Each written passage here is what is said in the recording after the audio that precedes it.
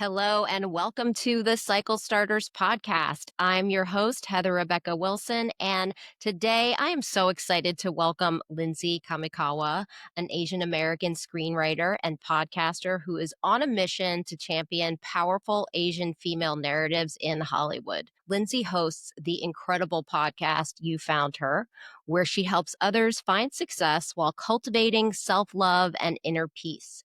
As someone who writes about bold, subversive, and fearless Asian women, Lindsay is breaking cycles and creating new narratives in both her creative work and her personal journey. In today's episode, we'll explore Lindsay's ancestral healing journey, discuss what it means to be a cycle breaker and a cycle starter, and dive into how her Saturn return in Pisces is shaping her path. So whether you're interested in storytelling, healing ancestral patterns, or understanding your own astrological journey, this conversation is for you. So let's dive in. Hi, Lindsay. Hello, Heather. I am so excited to be here. I am so excited that you are here. Thank you for saying yes to being in dialogue with me about all of the topics I just mentioned. Um, how are you doing? I'm doing all right. Technically, I'm still in the midst of my Saturn return, so I'm receiving that on and off, and I'm excited to talk more about it. It's definitely all that is said of the Saturn return has proven to be true, and ultimately for the better. And I remember I'm 29, right? So this is the time when it happens. But in my early 20s, when people would warn me about it, I thought, no, I'm an exception. Nothing like that's going to happen to me. And it has. And I think what I would say about it is, and you want it to, so excited to talk about all of the transformation and upheaval that has resulted from that.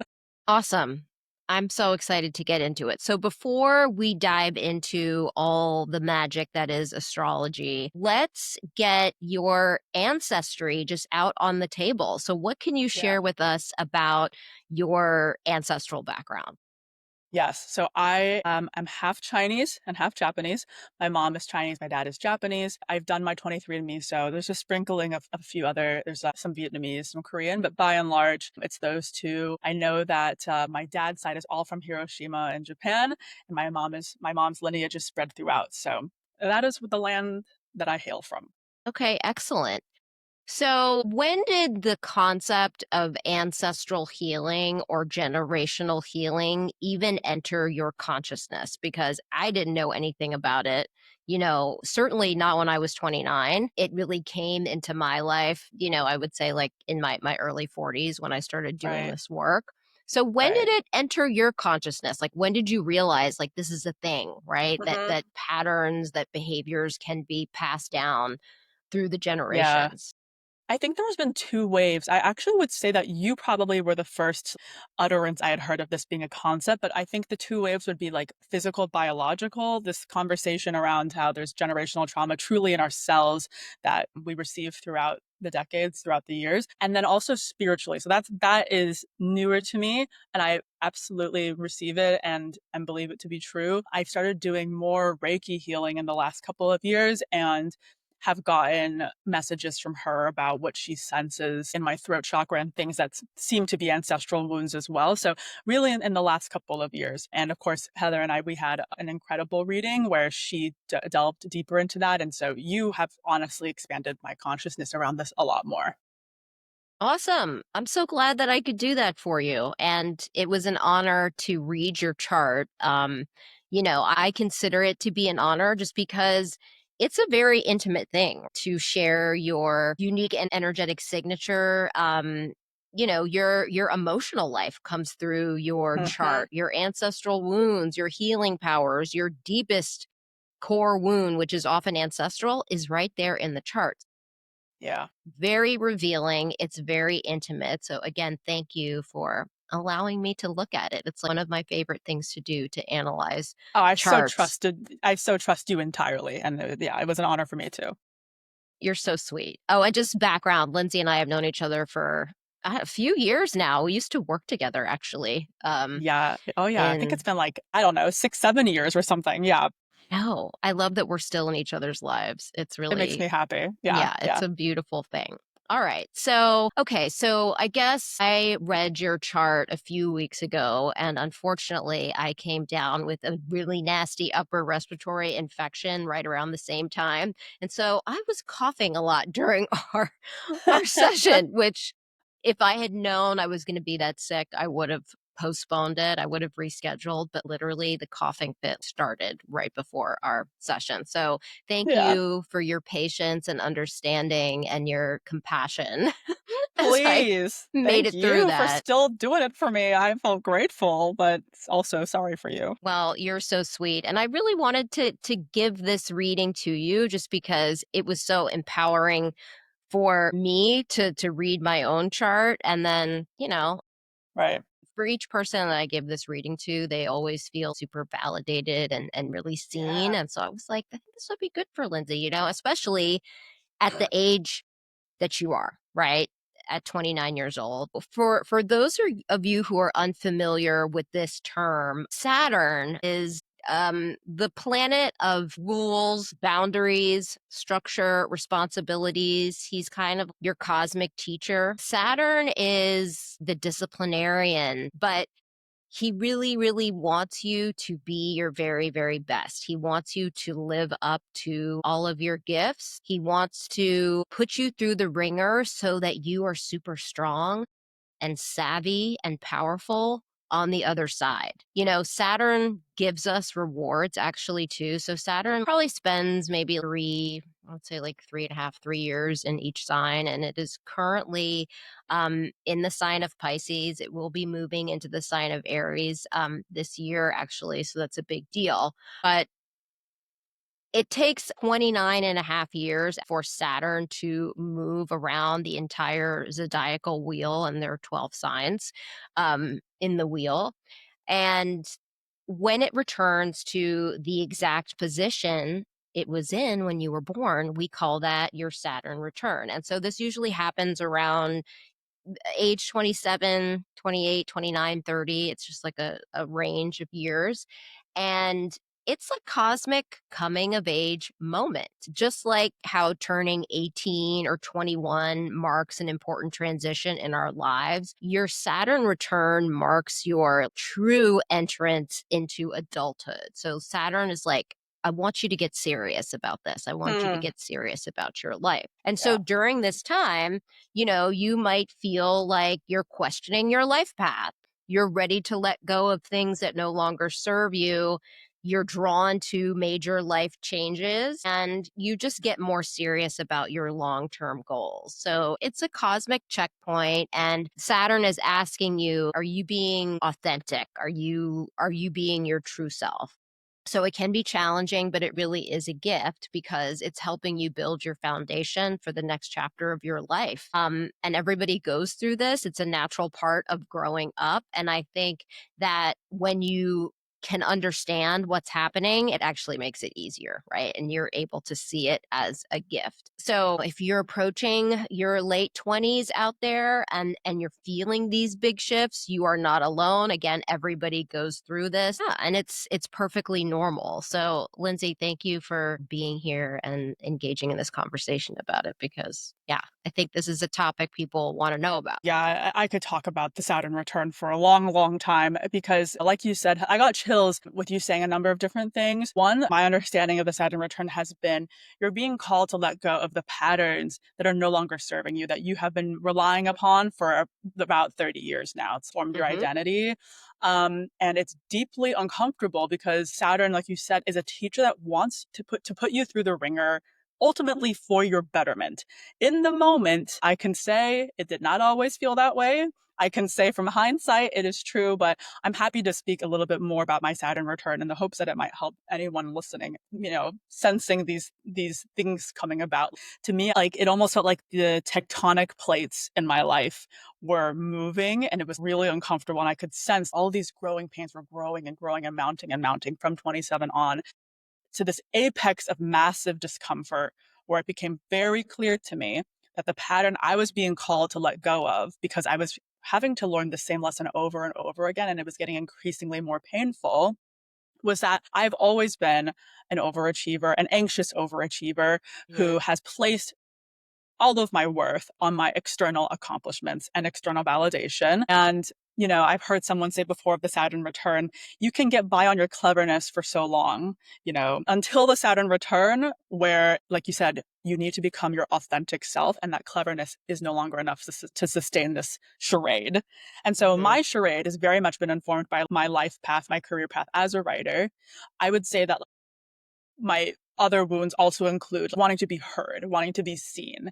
And I think proving myself, earning that validation, I'm very, very comfortable in, for better and for worse.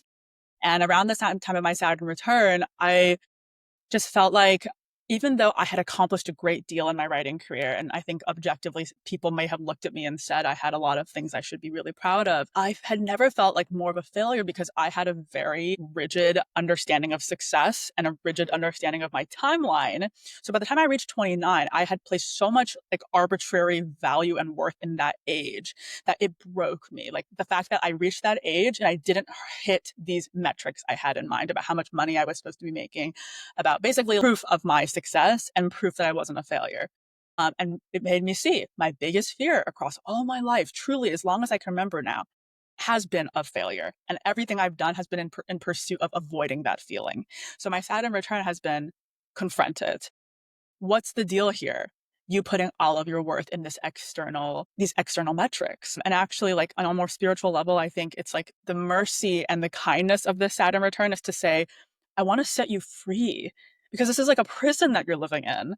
Mhm. Imagine a life where you didn't see your worth as hinging on anything, and how much more expansive your world could be, how much more authentic you could be if you weren't so afraid. And so I'm still going through it, truth be told. And I think like I can now say like I'm grateful for it. But this is my joke about the Saturn return, because my friends, we're similar ages. My friends are going through their Saturn returns and it's really gnarly for everybody. And my joke is that you'll cry every day for like a month or two, and it's it's normal, Mm.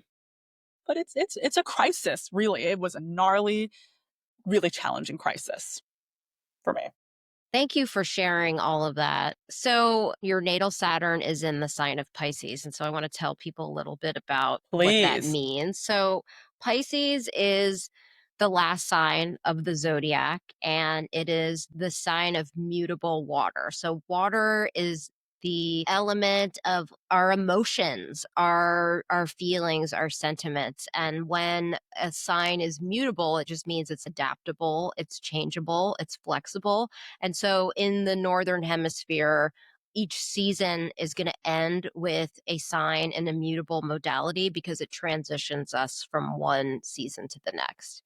And, for me, all of the water signs are extremely psychic and intuitive. Pisces is exceptionally dreamy. It is exceptionally multidimensional. The veil is very thin for people who have a strong Pisces presence in their chart. And it's very creative. It's very loving, like love for all creatures, love for the earth, love for our ancestors, all the things, not just romantic love. In its highest expression, it is, like I said, very creative, romantic, the embodiment of agape love, which is love for all beings, for all of life. They just have so much compassion for everyone and everything. The low expression of Pisces is victimhood. It is, I can't be a leader. I'm going to give my power away, to somebody else, right? Just like externalizing one's power. And then also, I would say when I like tune into the energy of Pisces and this energy of mutable water, it's water without a container. It's water that seeps into everything it touches. And so, what we need to do to contain all of this magical, beautiful water is we need to create some boundaries, right? So that's really the growth journey for Pisces, is learning how to be a leader and learning how to set healthy, sustainable, energetic boundaries.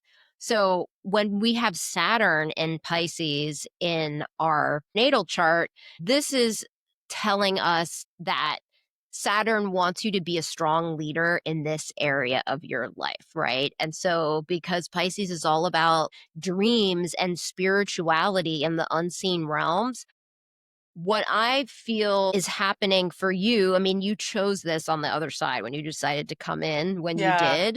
You Yeah. chose to have the Saturn here. Right now, you're being invited to get serious about your spirituality, right? I have About full body chills, Hev. yeah, yeah, your spiritual practices, and also to get serious about your boundaries. So that can mean putting up some boundaries where there were none, but also taking down boundaries where you no longer need them. So it could be asking you to become more vulnerable, to Mhm. becoming more permeable and opening up. So it really just depends. So your natal Saturn is in the sign of Pisces in the ninth house. So the ninth house is the house of journeys. Right. It can be the house of long distance travel, but also journeys of the mind, journeys of consciousness. So it's the house of higher learning, philosophy, legal matters. So, this is where Saturn is inviting you to get serious and become a leader in your own right, to be powerful in the movement that you came here to lead. So, how did all of this land for you when we were Yeah. talking about this during your reading? It's resoundingly true. It's resoundingly clear and true to me. And I think it's my crisis, that's what I've been referring to it as, honestly, has been one that is deeply spiritual. And also I'll express this. As I said, I've always been an anxious overachiever. I've known I was a writer and wanted to be a writer in my career since a really young age, which, yes, is to be an artist. So in that sense, it is artistic, it is dreamy, it is creative. But I will say that my pursuit of this career has not been those things. It's been militant and rigid and extremely focused and hyper vigilant because all this time I've been fighting for my worth. So I've approached it that way. I have a lot of Capricorn in my chart as well. So it's this Yes. worker bee, who's willing to self-sacrifice to get it done. And I think across my 20s, it had become a really spiritually debilitating task, and of course, exhausting to be constantly hustling for my worth. I was basically addicted to it because, Hollywood tends to just be a perfect storm for that wound, right? You're getting validation, you're losing validation. People are opening the gates, they're closing the gates, and you're just constantly held waiting in the wings. And so I have been spiritual starting my early career, my early 20s, out of necessity, because of how unstable it is, because of how challenging it is. I've had a spiritual practice, but it was reaching a serious apex because my tactics were no longer working. It was no longer Mm, working for me to be gnarly and to be intense and to be urgent. I would actually introduce myself as this, and I've taken hundreds of general meetings with networks and studios and executives. I'm an Aries. I would come in with really intense Aries energy, thinking that this is the way to do it. I actually had this intuitive feeling in my early 20s that, okay, I'm going to do this. I'm going to become this indomitable force that gets all the things I ever wanted: cachet, status, recognition. And I know that might sound gross, but that was my dream, right? I just yeah. thought I deserved that. You and a lot So of people. Yeah. a lot of people are drawn to Hollywood for that reason. But I had that dream, and in my soul, in my intuition, I thought that will kill my soul. So I will do this maybe for 15, 20 years. By that point, I will have the cachet and the platform. My soul will be dead, but it's okay because I will have earned this platform, and then I can do what I really want to do, which is spiritual, which is use my platform to have meaningful, profound conversations around spiritual wellness, mental wellness, adversity. These are the things I am most passionate about. And really, that's why I'm a writer, is because I want to move people on that level. But I felt I didn't deserve to have that platform, to start a podcast, to facilitate these kinds of meaningful conversations until I had the Hollywood cachet. So really, you could say my soul always wanted to have a spiritually impactful life and career, but was confused because I was so obsessed with the material and measuring it in all these ways that other people would find impressive. And I'm happy to be vulnerable in this capacity too. When I was in my early 20s, the happiest I've ever been in my life, I studied abroad in Italy. I really feel like it was like a soul calling. I knew since I was 13 that I wanted to live there, and I'm Asian, so this is not a normal longing. I wanted to speak Italian. I wanted to live a life there, and I still feel like that's my heart's home. And when I was there, um, I was a soul, pure. it was pure joy.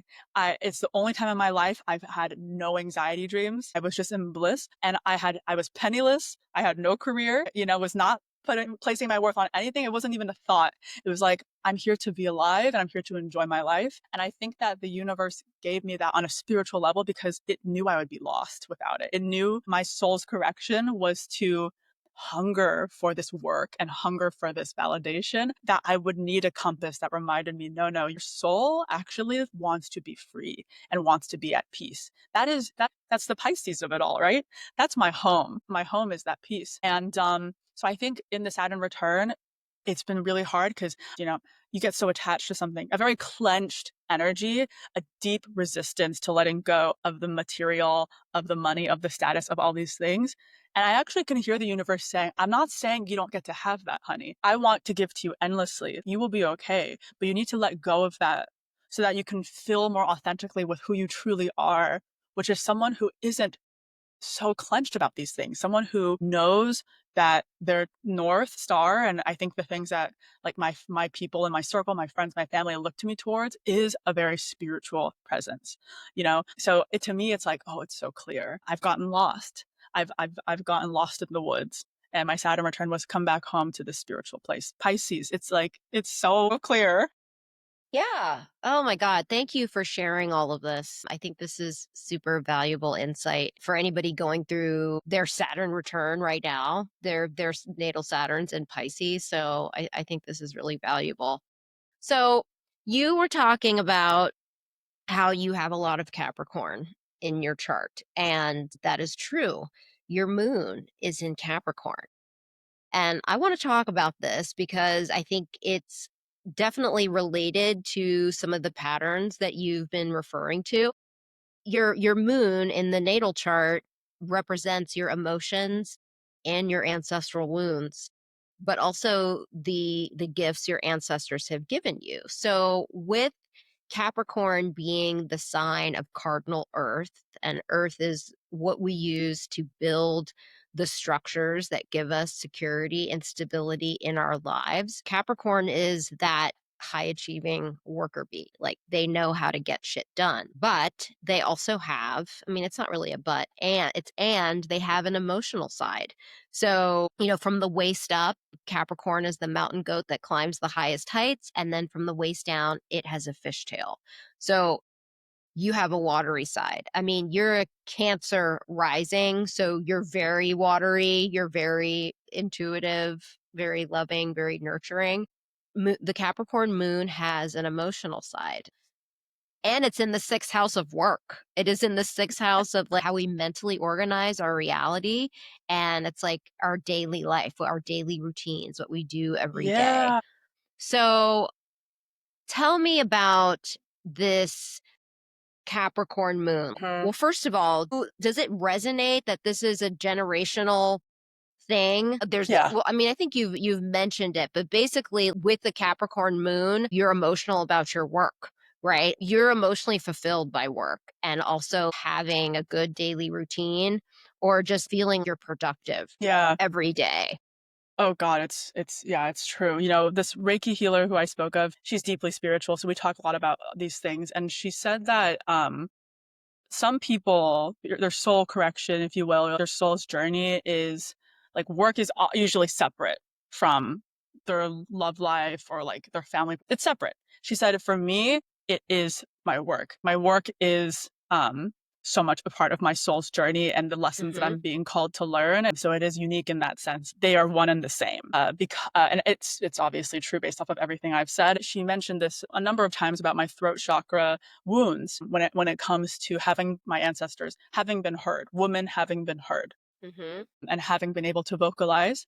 And it's not lost on me that the reason I became a writer when I was 12 is because I felt really voiceless and Hmm. cowardly. I felt passive. I was being brutally bullied, and I wished so badly that I could be the type of person who could venture to have an opinion, venture to have a voice. And so to me, it's like, oh, this if she's telling me that's the wound, it makes so much sense. And I think also a huge part of the Asian female narrative culturally in the media, everything is having been silenced. It's the perception of us as docile, submissive, invisible. Mhm. And so it's not lost on me that my soul may have chosen to be Asian and a Mhm. woman Mhm. so that I could fulfill this journey, so that I could be hopefully a cycle breaker, in that it would be hard, it would not be easy, but that I would have a voice. I would have so much to say. I would be given the privileges and the resources and mentally the resources, everything to do it, but that it would be hard because this is an ancestral wound. It's not easy to break an ancestral cycle. So I would say, yeah, the Capricorn resonates deeply. And if it is indeed true that I've also been given gifts here, that touches my heart as well, to think that there's a reason why I'm called to do this. I have gifts in this arena as well, that will help me to fulfill this journey and to heal these wounds. That it's not just a wounded area, right? Like there's the silver lining there too. 100%. Our ancestors do leave us wounds, but they also leave us tremendous gifts, one of which is resilience, right? Our Mm, ancestors went through a lot. I mean, especially our maternal ancestors. Hello, can you God, imagine being born like a century ago? yeah, no, Or even further back. right. So this wound around your throat chakra and your voice, that really speaks to your Chiron, right? The Chiron is this asteroid named after the wounded healer that's associated with Christ consciousness. And Mm, it was discovered in 1977. And I always include it in all of my readings because it represents your deepest wound, which could just often ancestral, but also mm-hmm, your healing powers when you're able to transmute this wound. mm, So, this for you is in the third house of communication. It's in the third house of early childhood and the first people you were communicating with, which would be siblings or cousins or immediate family, neighbors, basically early wow. childhood stuff. So, yeah, you have a wound in this house of communication. That's the third house. And it's in the sign of Virgo, which is it's mutable earth. It's the most intellectual of all of the earth signs. And in its high expression, it's very organized, very detail oriented, very precise, and it's a healer. I would associate Mm, the archetype of the discerning herbalist with Virgo. And then the low expression is you are so hard on yourself, like you are mean to yourself, and also you're just really big perfectionist. So I don't know if it resonates with you. Do you feel like in yeah, the of past you course. felt you had to be perfect in order for you to say something or to Oh, express yourself? yeah. Oh, the biggest call out from anyone who's ever loved me is that I am cruel to myself. And Mm, I have this crazy ability to, when people tell me good news of their life or even questionable news, I immediately forecast the best case scenario. But for me, it's always worst case scenario. I'm, my inner critic is loud. And it's fascinating that you say it's in this house of early childhood, because my wound isn't early childhood, right? I started being bullied and feeling voiceless around 6 years old, mm, by somebody in my family. And I feel like to say I got bullied always sounds so reductive. Let's just say abused. My wound is commensurate with that word. You know, I felt worthless. And so as a result, in a very, very Virgo like fashion, I was like, okay, well, I feel worthless and I don't want to feel that way. How can I survive? How can I get myself out of this situation? I see a clear path because I'm good at school and I'm getting validation there. And I'm the eldest daughter of my family, and I come from these successful, hardworking Asian parents. That is my way to worth. And these are my earliest memories of 6, 7, 8 years old, of only picking the most impressive piano pieces to play as a child, or like studying the dictionary, doing all these things. People might have said, oh, it's because she's precocious, but it's like, sure. And also I'm wounded. And also this is my mhm. way to assert my worth in being this loud inner critic. Yeah, it was a wound of internalizing the voice of like my bully and what I believed was true. So much of the wound with this Chiron of it all has been to undo that. Which it's beautiful that I didn't realize that Virgo was a healer. That's actually not what I Mhm. would have thought at all. I think of Virgo energy as being very square, and very like literal. But it's touching to think of it that way, because I think the joke or the plot twist of my spiritual journey has been, you thought you were this earthly mechanical machine, but you're actually a soul, and your gift back to this world through your work, through your voice, through your communication, through all these things is your soul, not your machine, offering. It's fascinating. Yeah, wow, that was so powerful what you just said. Virgo in the highest expression is a healer, and it's also associated with the archetype of the virgin, but not the woman who is abstaining from sex. It's really about the woman who is complete unto herself without a man. So she turns Love that. inward for wisdom and validation. She's not Mm. seeking outside of herself for anything. It's really interesting. So your Chiron is actually in retrograde in your natal chart. And so what that says to me is that actually this is stuff from a past life that you are redoing in this life. And so give yourself even more compassion and more space and more time to sort all of this out, because you are learning to do something differently in this life that you've Ugh. never done before. You're redoing an assignment. So, Mm. you want to be intentional here.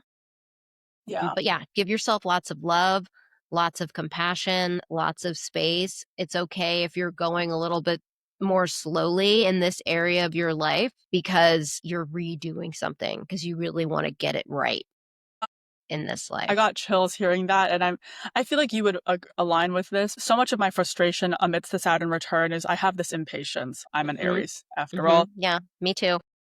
Impetuous, impulsive, impatient. I want to just dominate a situation. And so I've been really impatient about the fact that I wish that I had received more external validation younger. That was my plan. But what sets me free from this and gives me peace is I would never have had to undergo this spiritual transformation if I had been gratified.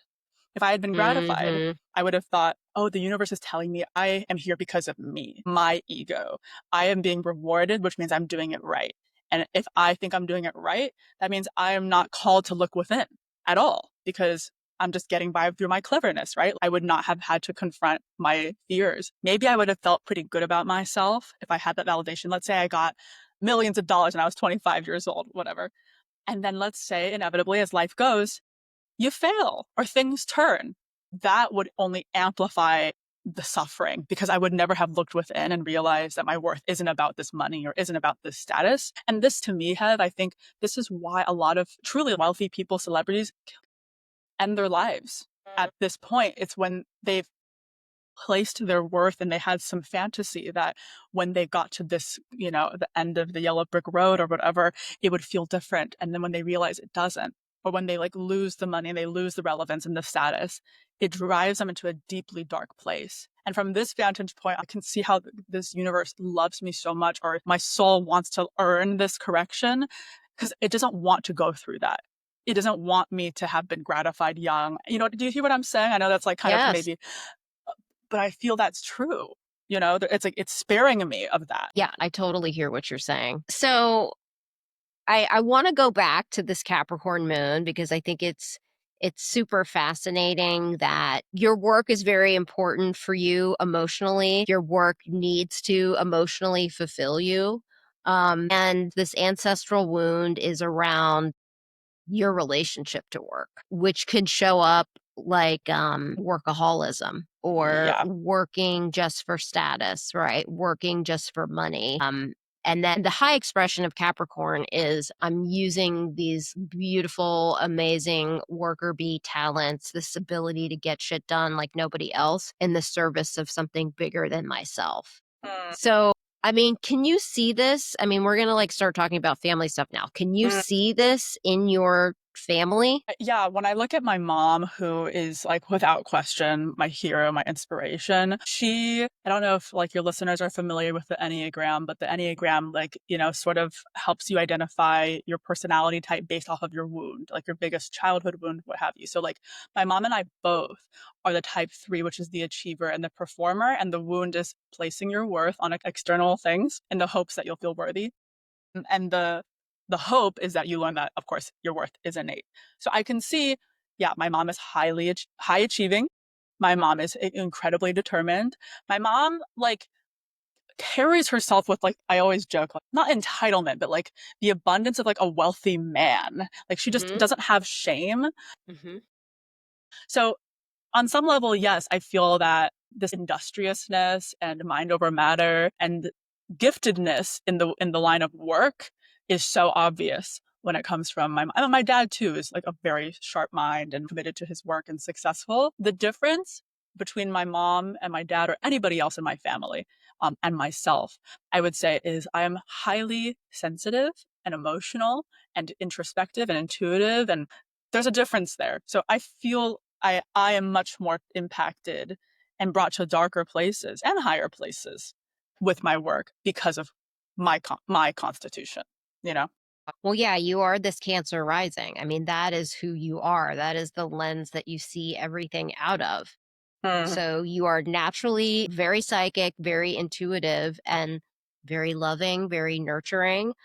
And, Cancer is really interesting. It's cardinal water. So this is a tidal wave of emotion, right? So Cancer is very emotional. Cancer is very sensitive. It sounds like you feel everything. And I'm curious, do you feel like when you're processing your emotions, do you need to be alone to do that, to really feel your stuff? Because Yes. I've heard other people say, when they have a lot of Cancer in their chart, that they have to process by themselves because if they're processing with other people, they're feeling everyone else's stuff and they Yeah, can't feel themselves. this is a major area of growth for me. I think I feel inclined initially to call upon the council and get everybody's opinions. But really what I ultimately need is to be alone. And ultimately, like, the processing comes from being alone for a good duration of time, for sure. And it's funny because, like, as an Aries, I'm still impatient about this. I would like to, like, expedite clarity, but no, I'm so watery and so need to come back into, like, my womb or like my nest to make sense of my reality. Cancer so much, like as much as I do Aries, for sure. Yeah, well, absolutely. I mean, that's the people when they first meet you, that's what they pick up on are your rising sign qualities. So they pick up on all those Cancerian qualities. Yeah. Oh, yeah. And also, Cancer is like the secret entrepreneur. They love to get into business, but they don't really talk about it. They kind of just like it under wraps. That's funny. But Cancer is also the emotional archivist of the family. Hmm. So they're keeping track of, what's been going on an emotional level. And Big also time. that's also, family heirlooms too, right? Collecting this thing belonged to my mom, this thing belonged to my great grandmother or my great Yeah. grandfather. There's a sacredness, like a sacredness, a sentimentality, a sensitivity to all of that that I can, once again, no one else in my family is the same in that regard. Yeah. I Yeah. feel I am the Cancer in that way for sure. Yes, and you're very family oriented, I'm assuming. Yeah, that's an understatement for sure. Yeah. Well, this is a beautiful thing. So you keep bringing up this Aries sun, and I keep smiling because I can relate because I'm also an Aries Hmm. sun. And actually, our birthdays are one day apart. I mean, they're many years Yeah. apart, but they're one day Right. apart. So you're So March cool. 24th and I'm March 23rd. And happy early birthday, Happy happy early early birthday. solar return to us. So your Aries sun is in that ninth house of journeys as well. Your Saturn is also there, but your Saturn's in a different sign.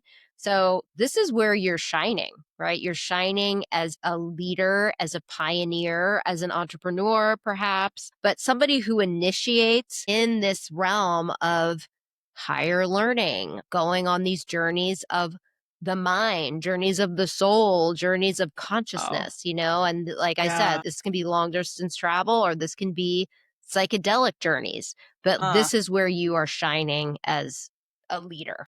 wow. That is crazy because when I was going through my Saturn return, I was lamenting to my best friend, why can't I be gratified with this earthly stuff? Why can't I just be, this is a wounded part of me talking, obviously. I just want to be famous and have money and have this and have that. Again, gross, but that's a little Lindsay, right? Who wants to be seen. And my best friend was like, look, you are a writer, you have the screenwriting career, we all believe in you, blah, blah, blah. But as your best friend who has like glimpsed into your soul the most, your area of really excelling to me, even more than your screenwriting, even more than you pitching all these rooms, is your sense of spirituality and of the journey. It's the thing that makes you come alive. I think about the fact that I, more than anyone I know, travel solo. I do it all the time. And it's because I see traveling as a spiritual endeavor. When I go, this is why I'm so picky and choosy, and I don't think I could travel well with most people, because my priority is to be a soul, which means to like engage in a very playful and like almost like sensual way with that travel, with that experience. And I feel like the best gems of my life that I've extracted from my human experience have been when I've journeyed truly. And you could say you're just trying to find a way to connect it, but no, genuinely, when I look at like my offering in my writing, in my work, in my content creation, in my podcast, what I'm most curious about in other people when we sit down and talk is adversity, which is the journey of the soul, the journey of the mind, the journey of overcoming, being a hero. It's why I'm a writer, you know, why I gravitate toward it. So I'm obsessed with it. So it's really quite moving to think that my Aries and also my Saturn and Pisces and everything is in this ninth house. And you like, does everyone have stuff in the ninth house, or how Oh, does that work? No. no, I mean, each of us has a sign in the ninth house, at Mm-hmm. least one sign, depending on what house system you're using. So I use the Placidus system. And so your ninth house has Pisces and Aries in it. I think this makes a lot of sense. I mean, you're teaching, you're shining as a teacher. It's so cool. I'm very, very excited for you. It's been so fun to look at your chart and be in conversation with you about it. If you had to, boil it down for somebody, what do you feel exactly are the cycles that you are breaking in your Hmm. lineages? I think it probably is a cycle, as we said, relating to this industriousness and commitment to work, to self sacrifice. I see that in a lot of members of my family. But on an even deeper, more specific level, I think what makes me emotional to think about is this wound of not being seen and not being heard. It's the thing that without question like could most easily bring me to tears the quickest, because I think like the most wounded and the most childlike part of me still feels that way in a lot of ways. That's why I became a writer. It's why I want this visibility. And so I think my soul's journey is to heal that wound on my behalf, on behalf of maybe ancestors that came before me, of just you deserve to occupy space. You deserve to have a voice. You're worthy of a spotlight in a metaphorical sense, right? And not only is it a selfish endeavor of I'm worthy, right? It's like people need your voice. Yeah. It's a gift that helps others too. And so, yeah, when I think of the cycles I'm hopefully breaking, if I can endeavor to do that in my lifetime, it will be a life well lived. Yes. Oh my gosh. Yes. All right. Well, so you have a podcast called You Found Her. Can you tell us a Do. little bit about that and then also Oh share yeah. any other projects you're excited about? For sure. So You Found Her was born out of my Saturn return, if you can believe that. And the reason why it's called You Found Her is because as this really ambitious writer in Hollywood trying to change the narrative for Asian women, I always joked that my future Hollywood memoir would be called You Found Her, because it was the expression I was constantly saying. People are looking for this talented XYZ to pitch for this project. They're looking for this, they're looking for that. And I was constantly, You found her, you found her. Basically, see me, please take a chance on me. I am qualified. I'm right here. But on a deeper level, why I love the name You Found Her is because on the one level, you're looking for the external validation. And that's what my podcast is for, people who are achievers, who are ambitious, right? But on a deeper, more soulful level, it's recognizing that perhaps the greatest work of our lifetime is to realize that we can give this validation, this love, recognition to ourselves, and that we must start there. So You Founder is also saying you can find yourself, which is to say, honor, recognize, validate yourself. And it's to find that peace. It's to find that self-love, which, ambition and then self-love and peace are often directly opposing. They contradict each other. And so my podcast is for the people who want both, which is a struggle that is lifelong in many ways. How can you find that balance? And it's just, I think, a safe space where there's humor and there's warmth, and it's just real conversations in ways that we can do this on a practical, daily, spiritual level. So yeah, I welcome listeners to join me there for our conversations every week or every other week. Amazing. I'm so excited for you. And I'm so glad you're doing this. And it really feels like with your Chiron in the third house of communication and early Mhm. childhood, Mhm. and siblings and cousins and family and all that kind of stuff. In Virgo, I feel like this podcast is healing this wound and Oh, transmuting yeah. it into healing powers, right? Because you've had a wound around self expression. Yeah. Now, these are your superpowers. And I feel like you're Totally. teaching people how to express themselves, to be their authentic selves. And it's Virgo in the sense that you're healing, but also it sounds like you're providing structure and a system in a Yeah. way, right? Explaining, Definitely. here are the steps that I went through, and here are the steps for you. Yeah, I think I could never not be Virgo in my approach to work, to my communication. That's just kind of how I roll, for better and for worse, which is to say, a very committed and determined and organized energy, but hopefully, yeah, to spiritual and soulful, peaceful ends. And yeah, if your listeners are interested, you can also follow me at lindsay.kami, Kami. And I make content there all the time as well. Amazing. All right. So you're going to send me all those links and I will put Yeah, you those got in it. the show notes. So my last question, which is the question I ask all of my podcast guests, is what new cycles are you starting in your lineages in this life? I love that question. I think the new cycles I'm starting are setting myself free from this need to prove and earn and chase. Mm. That, I think, again, is what I'm being called to release in my Saturn return. And I think it's so clear when I look at like the most spiritual experiences of my life that that is what this universe, this loving universe wants for me. So it makes me smile, like it makes my soul smile to think that I could be, you know, a cycle breaker in that regard of letting go of some of these wounds around worth, around work, which again, our culture validates and celebrates. So it's a bold and a radical thing to go against that. And for anyone to go against that and to, yeah, I think find more peace within oneself and not outside of oneself, right? In the terms of validation. That's my hope and prayer for myself. Oh my gosh, beautiful. This has been such a nourishing conversation. I am just so grateful to you for being open to, just like having this talk in front of the world for everybody to witness Yeah, oh, both of it's my us. Thank you for being brave and courageous, but you know what? This is where you shine. This is where both of us shine. This Aries, right? We're just like, I'll go, I'll do it, I have whatever. I'll no start it. problem showing my ugly, okay? I'm happy to do it. And thank you for making such a warm and an inviting environment for me. I feel so safe with you, Head, always have. So thank you for honoring me. My gosh, I received that, and yeah, my honor and my pleasure, and I'm really glad that we're still in each other's lives, and hopefully we will see each other at the gym Oh sometime yeah, soon, but also it would be good for us to get together outside of the gym, so we'll would love make it. that happen for sure. Well, Perfect. everyone, thank you so much. Lindsay, you've been an amazing guest. I would love to have you back at some I point. would love it. So we'll make that happen. And take care, everybody. We will see you next week on the Cycle Starters podcast. All right. Thanks. Bye, everybody. Bye.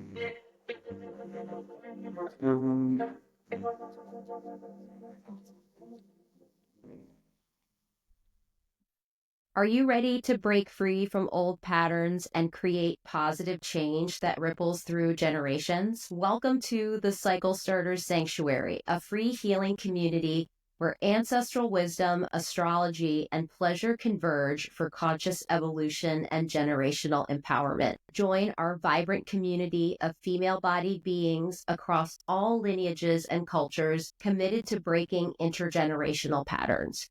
You'll get access to monthly live Q&A sessions with guest experts, exclusive content, early announcements about upcoming events, and our free Navigating the Cosmos guide. Ready for a deeper journey? You can upgrade to our Ancestral Healing Collective for an enhanced experience with guided new moon pleasure practices, expert workshops, and a supportive private community. Visit heatherrebeccawilson.com/sanctuary to join our sacred space and start your healing journey today. Together, we're creating new cycles filled with ancestral wisdom, healing, and embodied joy. We'll see you there. Mhm.